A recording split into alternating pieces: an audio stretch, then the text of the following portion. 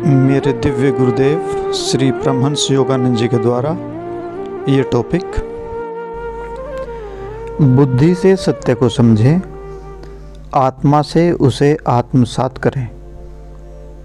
अगर आप स्वयं को बदलना चाहते हैं तो सर्वप्रथम आपको बौद्धिक रूप से कुछ महत्वपूर्ण तथ्यों को समझना होगा, फिर उन्हें अपनी आत्मा में गहराई से आत्मसात करना प्रारंभ करना होगा। उदाहरण के लिए मान लीजिए आप भक्ति को विकसित करना चाहते हैं, तो आप उस शब्द को एक कागज़ के टुकड़े पर लिखें या भक्ति जगाने वाले किसी विचार या कथन को लिखें और इसे अपने दरवाजे पर या किसी ऐसे स्थान पर लगा दें जहां पर आते जाते प्राय आपकी नज़र पड़े। जब भी आप इन शब्दों या वाक्य को देखें तो भक्ति के अर्थ को न केवल बौद्धिक स्तर पर समझने का प्रयास करें, बल्कि इसके आशय को अनुभव करने की चेष्टा भी करें। इस पर चिंतन मनन करें तथा इससे उत्पन्न ईश्वर के लिए तत्क्षण उसी समय उमंग द्वारा स्वयं को प्रभावित होने दें। गुरुजी कहा करते थे, गुरुजी परमहंस योगानंद जी कहा करते थे, ये प्रवचन श्री दया माता जी के द्वारा। तो यहाँ पे दया माता जी कह रही हैं कि परमहंस योगानंद जी कहा करते थे, तुम्हें आकाश तत्व का मंथन करना होगा।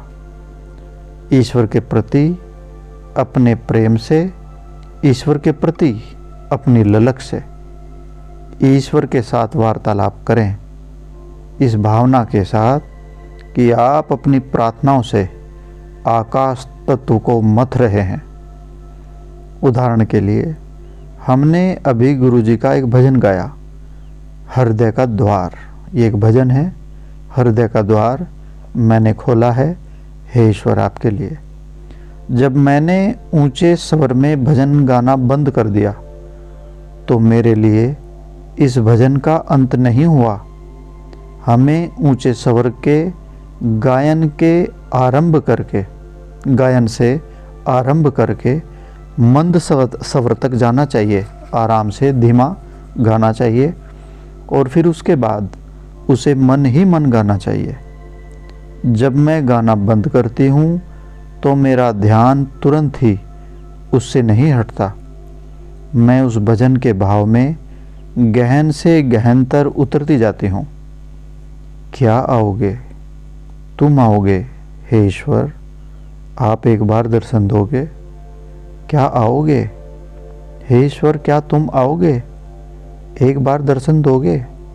मेरा हृदय पुकार उठता है, मेरा मन अंतर्मुखी हो जाता है और जैसा गुरुजी परमहंस योगानंद जी ने बताया, मैं उस विचार से आकाश तत्व का मंथन करती हूँ, यानी कि बार बार इन्हीं शब्दों को दोहराती हूँ।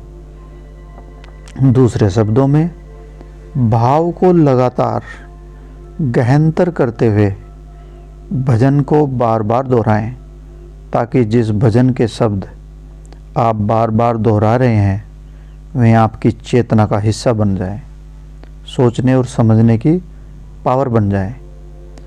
ऐसा आप तभी कर सकते हैं जब आपका ध्यान 100% उसी कार्य पर हो जो आप कर रहे हैं। यदि आपके ध्यान का 99% ईश्वर पर है, केवल आप थोड़ा बहुत आसपास के लोगों के विषय में सोच रहे हैं या अपने कार्य से संबंधित एक आध विचार भी आपके मन में रह जाता है, तो आप ईश्वर से उत्तर पाने में सफल नहीं होंगे। गुरुजी परमहंस योगानंद जी हमसे कहा करते थे, ईश्वर तुम्हारे पास तब तक नहीं आएंगे जब तक कि तुम अपना 100% ध्यान उन पर नहीं लगाते।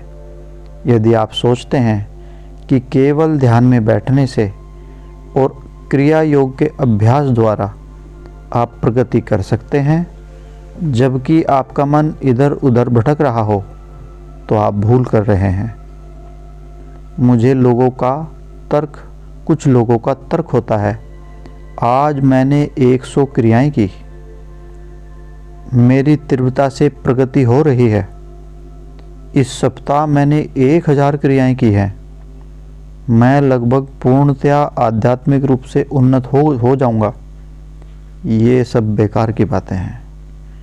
इस प्रकार के भक्त में सही मनोवृत्ति नहीं है।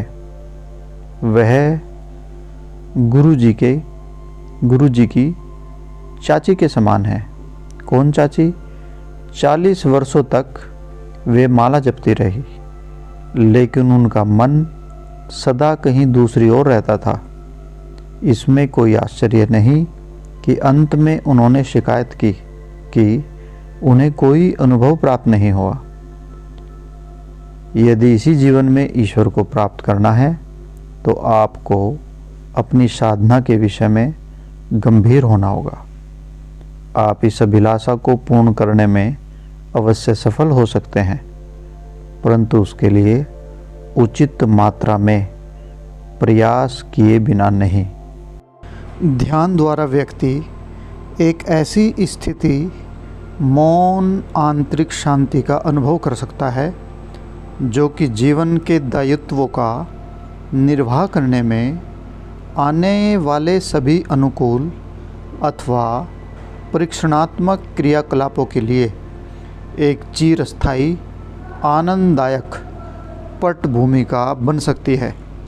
जब चिंताएं आंतरिक संभाव को बिगाड़ने की चेष्टा करें या सफलता मन को असामान्य रूप से प्रफुल्लित होने के लिए उकसाने की चेष्टा करें, तब इन परिस्थितियों में भी मन की इस स्थित प्रज्ञ शांत अवस्था को बनाए रखने में ही चिरस्थायी प्रसन्नता निहित है। मिट्टी का एक ढेला सागर की लहरों में अक्षरणकारी प्रभाव को नहीं झेल सकता। ऐसा व्यक्ति जिसके पास अटल आंतरिक शांति का अभाव है, मानसिक द्वंद्वों के बीच स्थित प्रज्ञ नहीं रह सकता। किंतु जिस प्रकार एक हीरा अपरिवर्तित ही रहता है, फिर चाहे कितनी ही लहरें उनके चारों ओर क्यों न उमड़ रही हों, उसी प्रकार शांति से प्राभूत व्यक्ति जब भी ओजस्विता के साथ स्थित प्रज्ञ बना रहता है, जब परीक्षाएं उसे चारों ओर से घेरे हुए होती हैं। आपको भी आइए अपने जीवन सागर की परिवर्तनशील लहरों से हम ध्यान द्वारा उस अपरिवर्तनशील आत्म चेतना रूपी हीरे को निकालें जो परमात्मा के चिरंतन आनंद में जगमगा उठता है। जय गुरु जी।